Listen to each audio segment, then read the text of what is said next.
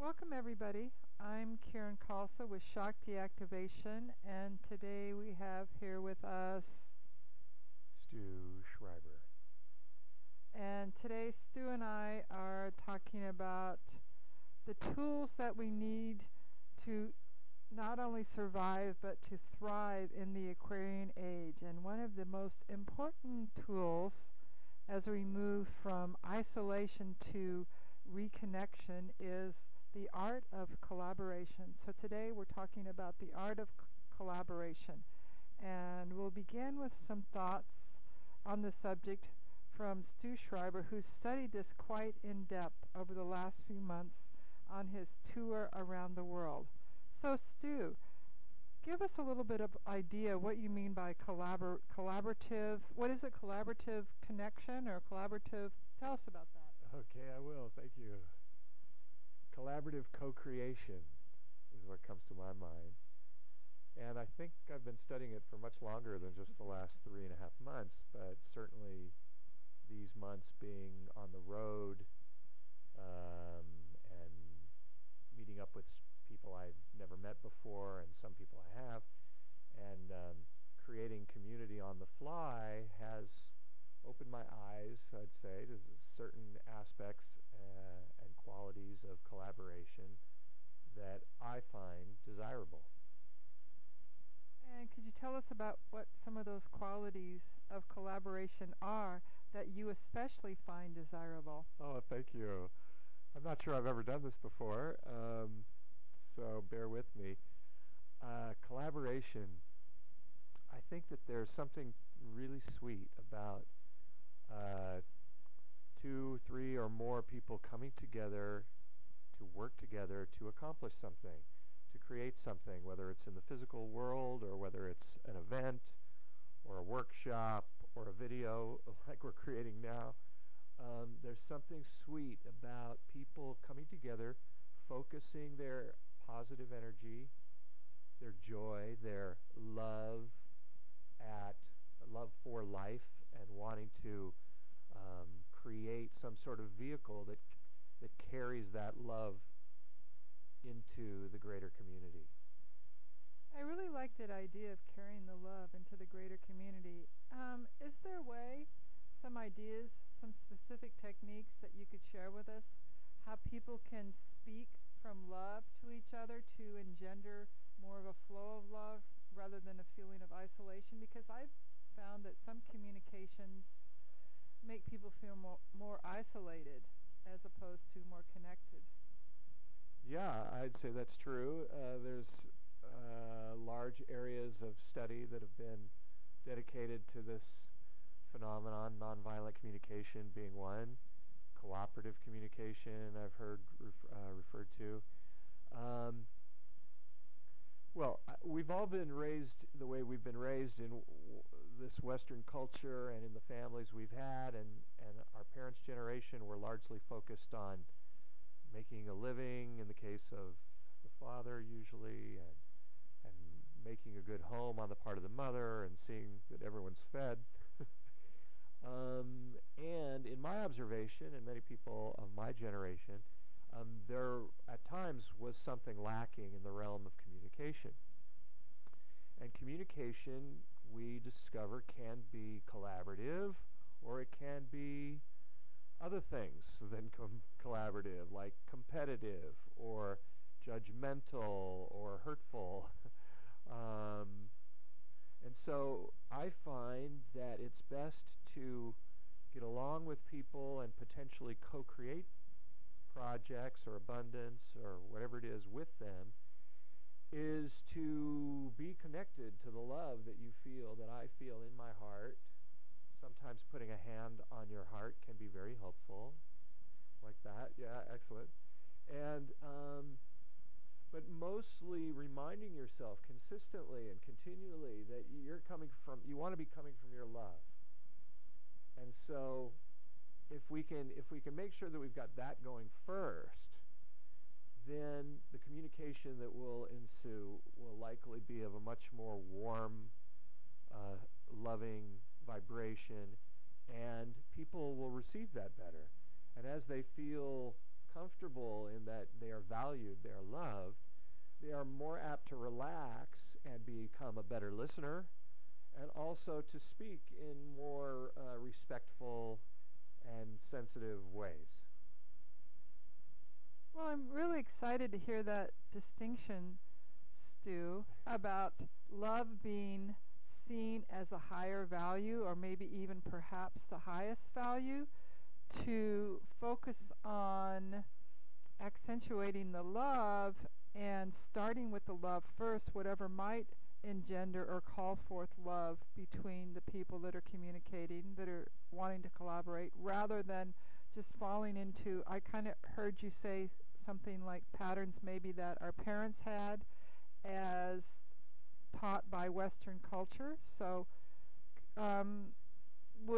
I'd like it if you talked a little bit more into that, moving from maybe the past patterns that our culture has taught us into expressing new ways of being with love as the highest value.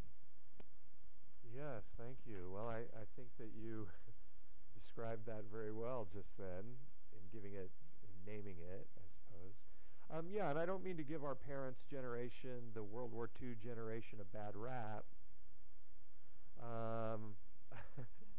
Because, of course, I love my parents, and I imagine many of us love our parents. But, yeah, there is more technology around today as it relates to what is healthy, loving communication, and what is business as usual communication, which sometimes can drop far below respectful and loving. And I find for myself, I would much rather, I embrace the vision of environments where people speak to each other respectfully and lovingly. I think that, in my opinion, that's the ideal. And it doesn't mean it has to be overly done, but it may seem like it. You know, I may seem like I'm over the top to some people with my posts on the internet being so much about love and loving, but as I look at what's going on in the world today with wars and fighting and with the economies globally, and so many other challenges in the environment, whether they're related to global warming or what they're related to, these big storms and tsunamis, clearly there's a lot of challenge in modern life. And it occurred to me that the main response to all the stuff that we may wish was not happening, the response that seems to encompass be a valuable response to all the different troubles in the world is love. So yeah, that's my feeling about it. I don't know that I've given you identified individual tools yet. Thank you. Yeah, no, that's beautiful. I think we're just stimulating the discussion here so that other people can start to talk into the conversation from their own point of view, which is an example of collaborative conversation, perhaps. Yeah, so why don't you tell us something? Okay. So what I'm gleaning or feeling, or what's rising up in me to share, is just that feeling from my heart that each person is valuable, and to let each person in the collaborative process to know that they're valuable first and foremost. And one way that I would feel to work with that is to get some information from different people in communication, how they actually feel valued. So one person might feel valued or might feel the value of love with starting the conversation with a hug.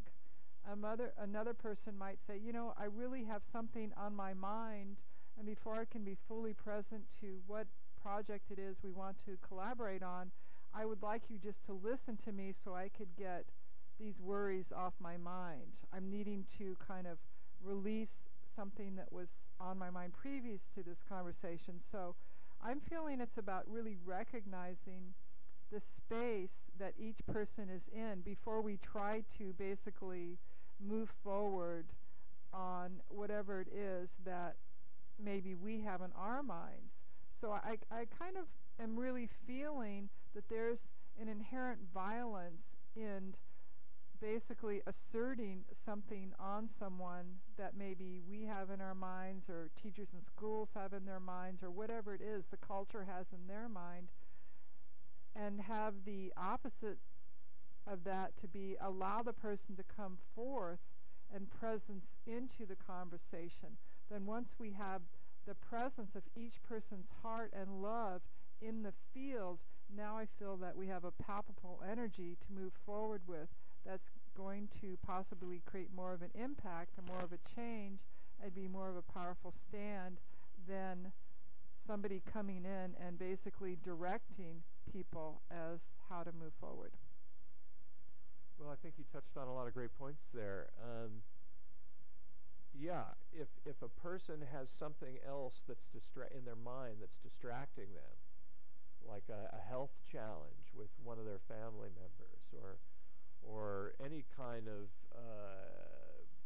cause of concern, then that is going to undermine the creativity that can take place unless it's integrated into the experience. So I agree with you. I think it's really good to have collaborators check in with each other first to see what the most efficient way to get to a pure state ready to create together. So I agree with you. Beautiful. Thank you. That's so beautiful. I'm feeling just this excitement that we're suggesting. The first step of collaboration would be to check in with each person there, to allow each person to become present to the collaborative conversation. So I'm feeling really excited about introducing collaborative communication, collaborative connection into Shakti activation and creating the world together as we move forward into beyond 2012. And thank you everybody for joining us today on Shakti Activation Kundalini University YouTube channel. Satnam. Bye-bye.